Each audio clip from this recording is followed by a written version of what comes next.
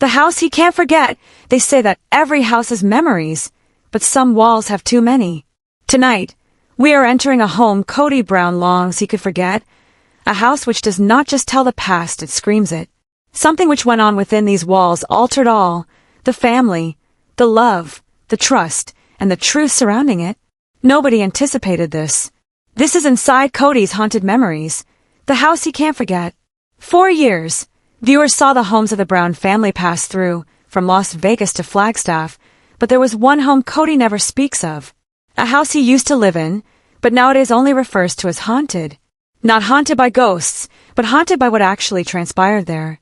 For behind each perfectly shot scene, behind each smiling family, there were nights of quiet, doors that slammed shut with no wind, and secrets that slowly started to rot from the inside out. And when the camera ceased to roll, something much darker took its place, a progression of actions that would tear at the family's foundation and reveal the horrifying truth about what was actually terrorizing Kody all along. It began with one room. A room he wouldn't step foot in. A door that remained shut for years. And when one person did finally open it, they found something that would alter the Brown family's lives forever. You won't even believe this. Overnight, everything changed. The vibe in the house changed. The kids ceased sleeping in their bedrooms. The wives began seeing odd coincidences, and Kody even began staying away from home. But was it really something otherworldly, or something far more human and much more sinister? Tonight, we burrow deeper into the actual reason Kody can't shake this house, and the solitary recollection he never wanted anyone to reveal. The house that broke the family, it was meant to be a fresh start. A new beginning in a home that sat on a peaceful street, with sunny windows and the assurance of calmness after all the years of staying in one dream then another. But there was something behind those immaculate walls, something was already breaking. And no one, not even Kody, knew until it was too late. The Brown family had experienced thousands of changes, new towns, new houses, new dreams. But this house, this one was different. It was bigger, yes. It was newer. But it had a presence, a weight that seeped into us slowly, not through the front door, but through the ones who dwelled within it. It was not just a house. It was a mirror that showed each of them what they feared most. Christine said that the house felt too quiet. Janelle noticed lights flickering when no one was home. And Meri felt watched. But Kody, he brushed it all off. He laughed. He said, "We're just tired. It's just stress."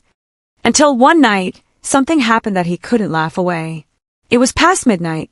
Kody had come home late after filming. The house was dark, the family asleep.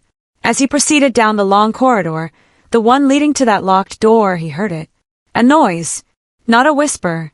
Not footsteps. But a voice. Distant, fragmented, ringing from behind the locked door. It called out his name. He thought maybe it was one of the children. But when he pushed the door open, the room was vacant. Totally vacant. Other than something he had never seen before, a photograph. On the floor, in the middle of the room. A picture of the family, smiling, together, in that same house, but with one face ripped out. And when Kody picked it up, his hands began shaking. Because the face that was ripped out wasn't arbitrary. It was his. After that night, things started to come apart. The laughter at home became tension. The warmth became distance. And the one place that had been supposed to unite them began tearing them apart. No one knew why the sudden fights, the emotional barriers, the fatigue that crept in like a fog. But Kody, he began to feel like the house wasn't so much a home anymore. It was a reminder, a haunting recollection of something, or someone, that he couldn't shake. What was the photo there? Who had ripped it? And why had Kody begun locking that room every evening afterward, saying he was keeping his family safe, when in reality, he was avoiding himself? The shocking truth behind that torn photograph, and the real reason Kody never spoke about that house again, would soon be revealed. But what happened next will shock you. The secret behind the locked door. Every family has rooms they don't go into anymore. Places that used to be filled with laughter, until one day they weren't. For Kody Brown, that room wasn't just a room, it was a wound. A wound he covered up, locked away, and acted like he'd forgotten. But walls don't forget, and neither does shame. The locked door became an unspoken compulsion. Each evening, Kody would check it, Once, twice, sometimes 3 times. He lied to his wives and said it was habit. He claimed it made him feel safe. But what he didn't tell was that he would hear things when the house was quiet. A soft humming, a flash of light beneath the door, and sometimes the scent of perfume. Same perfume a particular someone used to wear. Someone who hadn't been in said house for years. In order to realize what spooked Cody, we must rewind. Back to the very start, when the family was intact, and love was still infinite. Back when all seemed ideal. The reality is, that house was not any house. It was the first house Cody purchased with one of his wives, a symbol of new beginnings, of vows exchanged under soft lighting and optimistic hearts. But with all smiles, there was estrangement building. Late-night fights, secret dinners, icy glares that cameras never captured. And one evening, one of those brawls escalated. Words were uttered that could not be unsaid. Things were shattered, not tables, but faith. And when that door closed for good, Cody left that room by himself. He believed he could move on, change homes, change states, change hearts. But the recollection lingered, because that room, the one he had locked up, was the last area he ever saw her in before all of it changed. Some blame Meri, others say Christine. But those who know the family close-up speak another tale, that the room contained something much more profound than relationship heartache. It contained secrets of heartbreak that no one ever discussed, a loss so intimate, it shattered Cody in ways the cameras never captured. A memory he entombed under the guise of control, faith, and family harmony. Years down the road, when they came back to clean out the home, one of the kids questioned him, "Dad, why do you always lock that door?" Cody's body locked up. He gazed at it for a very long time. And then he spoke softly, "Because some doors, once you open them, you can never close again." That's when the truth started to unravel. The wives began piecing together shards, a letter discovered in an old drawer, dated the same week they spent their last night in that house. The writing was unmistakable. Cody's, and what was penned within, would alter everything they believed they understood about him. The letter held a secret, a burden he had borne in solitude, a confession of that night, of what transpired behind that closed door, and the choice that destroyed his peace. The true reason he shuns that house, indeed merely speaking of it, isn't superstition. It's guilt, and the horrifying revelation of what he revealed next was something nobody anticipated. It was not about love. It was not about betrayal. It was about loss. Loss he could not avert. Goodbye he never anticipated. And the haunting that ensued wasn't from beyond, it was from within. The secret behind that closed door wasn't a recollection. It was a final reminder of someone who never let go of his heart, someone whose memory continues to haunt him every time he sets eyes on that house. But if you thought that was the conclusion, you are wrong. Because what was discovered after they escaped that house, years later, would reveal the actual reason why Cody can't move on. And what ensued next will leave you breathless. The confession that changed everything. When the wives discovered that letter, the atmosphere in the house shifted. It wasn't paper. It was a heartbeat trapped in an envelope. It was scribbled writing, slightly faded ink, as though penned with tears. And at the beginning, one single word, forgive. In this fiction, the letter was Cody's confession, not of sin but of conscience. He explained that the house had been his echo chamber, where every argument cycled through his head until it was an empty shell. "I built these walls to protect my family," he explained, "but I never realized they were imprisoning me." He conceded that the locked room wasn't haunted by spirits, it was haunted by a promise he broke. A vow that no voice in that household would ever be silenced. But one voice, one heart, had been silenced by his own choices. And the picture with his face ripped out? He was the one. "I had to know what they'd be like without me," the letter stated. "Because for the first time, I questioned whether they'd be better off that way." That one sentence altered everything. The mystery of the house was no longer about ghosts, but about sorrow. The flashing lights, the whispers, the locked door, they were all echoes of remorse. The haunting wasn't paranormal. It was psychological residue. The remnants of a man trapped within his own regrets. He admitted that with each turn of that key, he was locking away a part of himself. That room was filled with memories of promises made in hushed tones, arguments left unresolved, dreams left behind. And when he did manage to leave the house, He believed the pain would remain there. But pain, as they say, has the ability to pack itself into boxes too. The actual surprise? In this hypothetical scenario, the letter concluded on a line that no one anticipated. "If you ever return to this home," he penned, "don't seek me out. Seek out the man I was meant to be." It wasn't an apology. It was a goodbye. A goodbye to the illusion of perfection, to the facade of control. The man who left that house wasn't running from ghosts. He was leaving behind the illusion that he'd ever been invincible. And perhaps that's why he never forgot it. Because once you've faced your reflection in the dark, every house after that feels haunted. So when people ask why he never goes back, maybe the truth is simpler than it seems. Maybe he doesn't fear what's inside that house. Maybe he fears that part of himself is still in there waiting.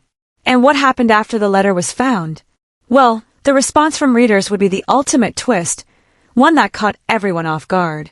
Because forgiveness can set you free, or haunt you forever. Next up, the reaction that shocked them all. The reaction that shocked them all. They sat in stunned silence and read the letter. Nobody budged. Nobody spoke. The candlelight trembled across their faces, love, disbelief, heartbreak all blending into one unbearable stillness. Every sentence Cody had written was a mirror, forcing them to see the cracks they'd all tried to ignore. Meri's hands shook as she held the final page. Janelle looked away, whispering, "He wrote this for himself." Christine, the one who always carried both strength and sorrow, said nothing. She simply gazed at the locked door, the very same door that had protected his ghosts all those years. And then, she slowly rose to her feet. The others saw her move toward the key that still was attached to the wall. "If this house remembers everything," she told them, "then perhaps we need to remind it that it does not run us anymore." The key turned. The door creaked open with a noise that sounded like the house letting out a sigh after decades of breathing in unison. The room was just as it was left, dust whirling in sunbeams, walls whispering the oppression of decades. But on the floor, where the letter had been discovered, there was something different now. The ripped photograph repaired. Some other person had taped the lost piece back in. His face, flawed, wrinkled, but there. Whole once more. It was a moment of quiet, a tentative peace between the living and the ghosts they bore. No one wept. No one needed to. Because the haunting had never been about dark corners or creaks, it had been about quiet.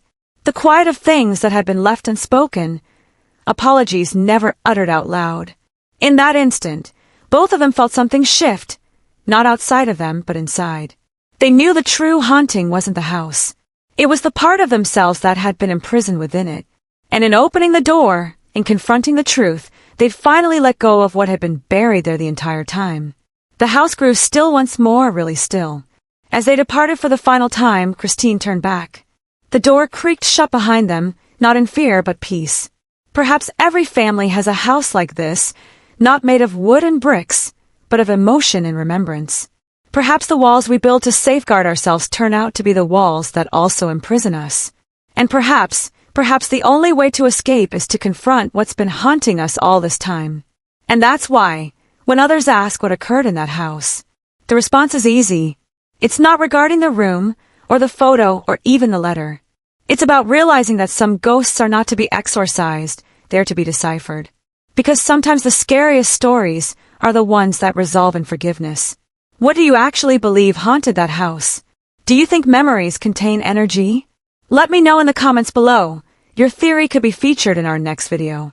And if this tale sent shivers down your spine, that follow button for additional untold secrets, jaw-dropping reveals, and heartwarming experiences from behind the scenes of Sister Wives. Because next time, we expose another reality nobody anticipated. The echo after the storm. When finally the storm went away, the house remained still under a washed-out sky. No thunder. No whispers. No shadows standing behind closed doors. Just the patter of raindrops running down the old glass, like tears the walls had at last shed. In the days that passed, the room seemed to lighten, as if something ethereal had at last departed. The air no longer wore its tension. It wore memory, gentle, delicate, pardoning. And in that quiet, the truth was made plain. The house had never been haunted by spirits. It had been haunted by the desire to be known. Cody's tale, actual or fabricated, isn't about fear. It's about love being able to quickly fall into distance, and distance to ring louder than any scream. Every snapshot, every creaking floorboard, every wall remembers the individuals who once occupied it. But sometimes, if we listen very closely, it remembers forgiveness. The wives separated. The kids grew up, laughed once more, constructed new houses full of new memories. But somewhere, far off, that house remains standing, silent, waiting. They say that if you pass by late at night, one window's dimly lit with a faint light. Perhaps it's nothing. Perhaps it's the reflection of peace at last. And so, the tale concludes not in terror, but in understanding. Because all hauntings start with hurt, and all endings start with releasing. What did you experience when the door finally creaked open? Do you believe the past ever really departs from us, or do we bring it with us to every home we make? Leave your thoughts in the comments. I'll be reading them all. And don't forget to stay behind TLC Sister Wives for additional haunting truths, emotional revelations, and tales that touch the untold corners of the heart. Because next time, we're stepping into another untold secret, and this one you won't believe. The door never truly closes. The story ends here, but the echo never does. Because some doors don't shut with keys, they shut when the truth is finally told. And deep within that old house, a lone light still burns. Perhaps it's merely electricity. Or perhaps it's the memory of all that which once existed still clinging for just a little bit longer. The haunting wasn't a hex. It was a reminder that the past doesn't disappear, it changes. That healing is not forgetting, but forgiving what we could not change. And so, as the door closes, another story waits to be opened. Because every family has its ghosts. Every secret has its moment of light. And every ending is just the beginning of another truth. If this story made your heart stop for a second, hit that like button. If you ever felt haunted by your own history, share this video with someone who needs to learn about it. And subscribe to Behind TLC Sister Wives, because next week we're exposing a secret even more jaw-dropping. The lost tapes, the conversation Cody never wanted you to hear. You won't be able to believe what we discovered. Stay curious, stay brave, and remember, behind every smile, there's always a story.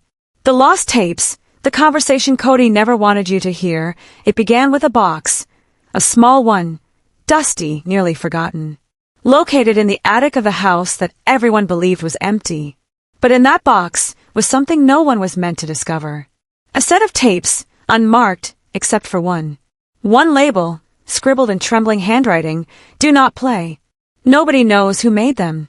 Some think it was a producer. Others believe someone within the family, desperate to be listened to after years of silence. But when at last the tape played, what it uncovered wasn't merely astonishing, it was heartbreaking. What was said on that recording changed everything people thought they knew about the Brown family's past. It exposed words spoken in anger, love lost in confusion, and one decision that would divide hearts forever. And as the recording continued, the line between truth and betrayal began to blur.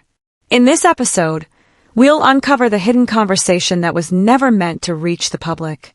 We'll follow the trail of where the tapes originated from, who kept them under wraps, and why, all these years later, someone finally decided to bring them to the surface.